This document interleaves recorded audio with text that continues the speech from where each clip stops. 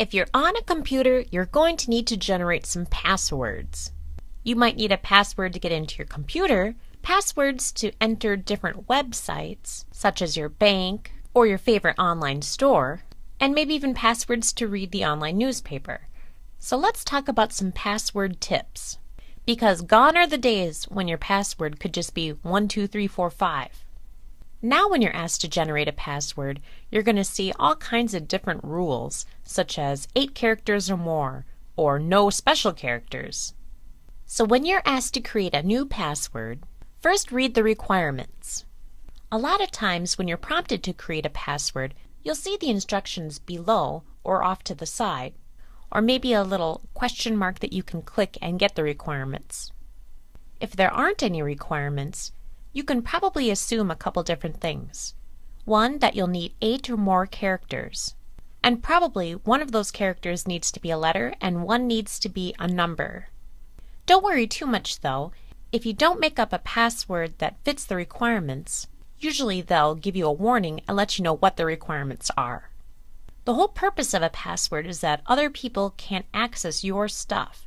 So if you're shopping online, you don't want people to be able to access your payment information. You certainly don't want people to be able to look in your bank account. And you don't even want your friends to be able to guess your password so they can go on to your Amazon account and find out that you have the collector's edition of Twilight. So make your password a little more complicated.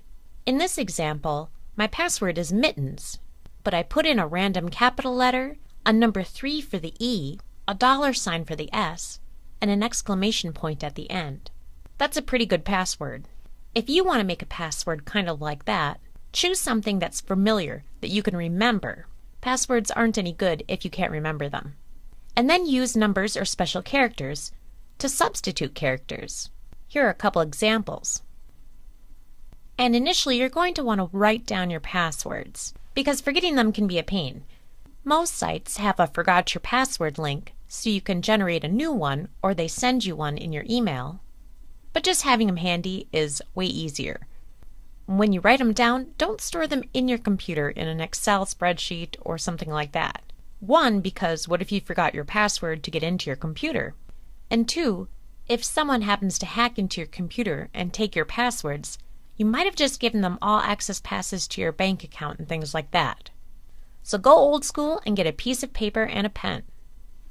And I guarantee you that initially when you create these complicated passwords, it's going to be annoying. But eventually, you'll get very used to them and it'll be just as easy as typing your name.